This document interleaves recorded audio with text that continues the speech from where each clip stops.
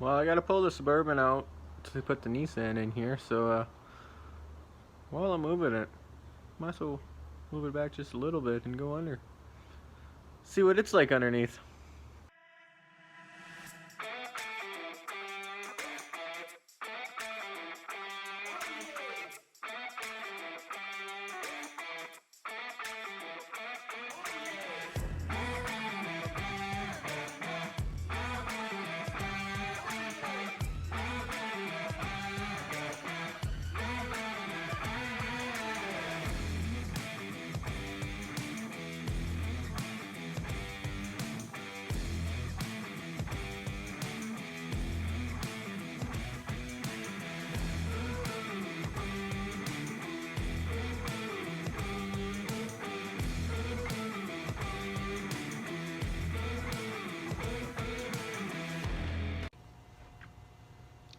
Okay, well, we're under here again. Um, First off, a side note, if you're ever filming for a YouTube channel, I recommend not using your phone like I do. Just try to make a video and got a funny text from my wife. So, completely ruined the video. I had to start again. Anyways, we're under the Suburban here. Main problem with this truck is it eats front end parts like crazy. I don't know if it's just because it's stupid heavy. Like, everybody online always goes, oh, it's because you got your keys cranked up. They're not. They're at a nice angle. I don't have majorly oversized tires on. I had 32s. They're a little bit bigger than stock, but like people put like 35s on them and they're fine. I don't beat the crap out of it. I don't haul with it. Like, it sees the mud every once in a while, but it was mainly just a daily driver. And 2 years ago, I put $1,200 in new parts and a parts truck. Replaced everything on the front end. A new diff. Well, diff from the parts truck. That was a low K truck. New CVs, new ball joints, new tie rod ends, new pitman arm, new idler arm, new center link. The only thing I really need to do that I haven't is the steering box, but after like 6 months, it ate through all that and it needs a bunch of it again. Steering box is really bad. That's one of the main reasons I stopped driving it. I know I could just replace it, but truck needs so much other work. I mean, like if you take a look over here at my awesome exhaust, oh, where am I? That's baling wire holding it to the torsion bar. Because I can't keep gaskets in this thing. The headers are warped. It keeps blowing gaskets out, and like the bolts are tight up there. And there's like no gasket left. But they were just cheap headers when I got them. She leaks a bit of oil at the rear main, but this motor's got 300,000 kilometers on it, and so that's about to be expected. But she fires up and runs like a top. Good old 4L60s. This truck's been through 6 of them. Which, if you go, whoa, 6, what the hell are you doing? First one was replaced when it was EMS. They changed the whole driveline at $250,000, no matter what. So that one, first tranny kind of doesn't count. So it was on tranny 2 then. When I first got the truck, as you can see, I got my homemade skid plate here when I was like 19 and made this. It didn't come with one. It's supposed to. If you don't know about these trucks, the T-case just hangs off the back of the tranny. It has nothing else holding it on but the tranny. And if you don't have the skid plate and you go in the snow, it can pack snow up here and it actually cracked the tail shaft of the tranny. But I had a buddy mechanic at the time. He swapped the guts from that cracked one. He had a case that was good, but he didn't have guts, so he swapped the guts from mine into that one, and it was only a couple $100. So then a couple years later, that one finally went out. Paid for a rebuild. It's like $1,000 cash deal thing at a shop. Luckily, it did come with like a 90-day warranty or whatever. I didn't even get the truck home, and it burnt it out again. I phoned them. They said, yeah, bring it by. So drove it back. Still drove it, just burnt out third and fourth, I think. Drove it back, which it burnt out third and fourth before I took it them too. So the exact same thing. They rebuilt it, and then on the test drive with them, it burnt it out again, third and fourth. So they had already rebuilt it twice. And yeah, it turned out it was the computer, not the tranny. It was the computer was screwing up. The computer went and was giving wrong signals to the tranny. So killed third and fourth. So got a new computer for it. They rebuilt the tranny. Lasted a while. Probably about 100,000 kilometers ish, 80,000 to 100,000, which still isn't that much, but for a 60, I guess it's good. And so then I spent the money I pulled out, spent $3,000 on this guy. Full rebuild, upgraded sun shell, upgraded clutches, upgraded gears. I don't know too much about trannies, so I'm just kind of spitballing everything here, but I know it's fully upgraded front to back. I go and say bulletproof. They never are. It's like a 6-liter Power Stroke. They're bulletproof. So it's my bulletproof tranny. I think it's good for like 500 horsepower or something. It's been good. I've had it in for 100,000 kilometers now. But it did after 60,000 kilometers. Shift solenoid went, so at a stoplight it was taking off in third.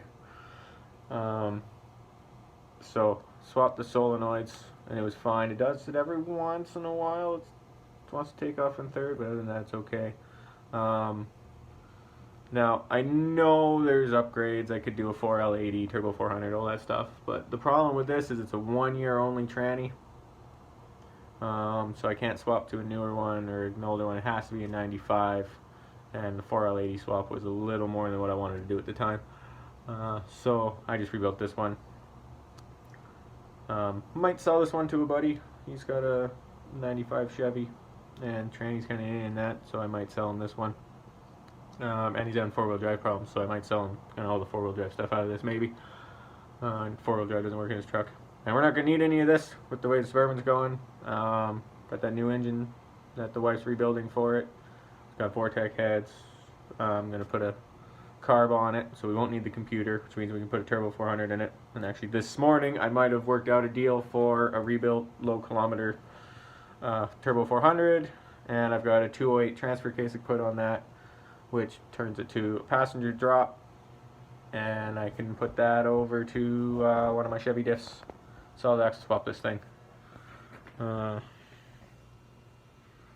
What else? I mean, my exhaust is just glass packs with some nice dumps under. It sounded really good when I first did it. As you can see, it's been a while. I drove this truck a lot, so like this exhaust was probably 6 years ago, probably 200,000 kilometers. So it's done its job. So yeah, I guess I can't complain too much about the headers being warped, because there's a lot of mileage on those. Upgraded the rear end to a 14-bolt semi-float from the 10-bolt. It needs a few things now. I got my awesome fix on this thing. Which one is it? Right here, this one. U-joint went to replace the U-joint. Bolt broke. So I drilled it out, or actually I had a shop drill it out because I didn't have a garage at the time and it was middle of winter. Had them drill it out, and I just put a bolt through to the back side.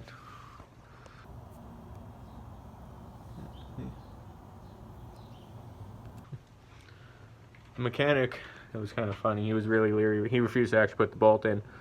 He said he'll drill it out, but that's it. I said that's fine. I just didn't want to lay in a foot of snow in -40 on the street drilling out a hole. But he was like, "Oh, you're not gonna actually drive on that, are you?" And I was like, "Yeah, no, I'm just fixing it to park the truck. Of course I'm gonna be driving on it. I need to get to work Monday." So I picked up the truck, drove it in front wheel drive home. Actually, the wife did. She ended up getting it stuck on a hill. We had to take a different way. I followed her in my car at the time, the Golf. And we took it home, and I put the bolt in. And he's, once I told the mechanic I was going to drive it on that, he's like, okay, well, it's got to be a temporary thing. Just don't drive on that for long.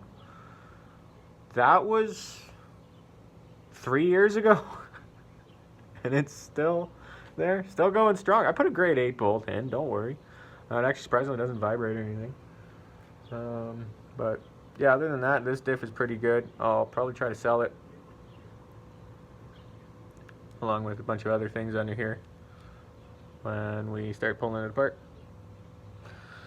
But that's the underside of the Suburban. The body itself actually isn't too bad. I know I just kind of did a finale. That's the bottom of the Suburban, but I'm going to continue anyways.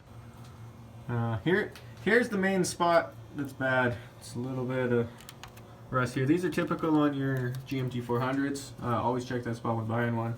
It's because that happens, and it gets crammed in there and rots it out.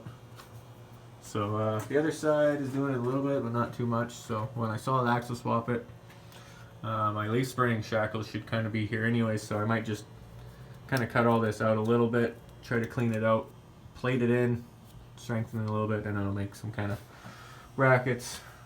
That's the main concern of this thing.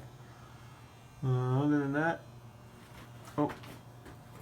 CJ 2011. That's me. 2011. Smiley face. So that's when I made this. I'm 29 now. Yeah, it's 2020, so 9 years ago.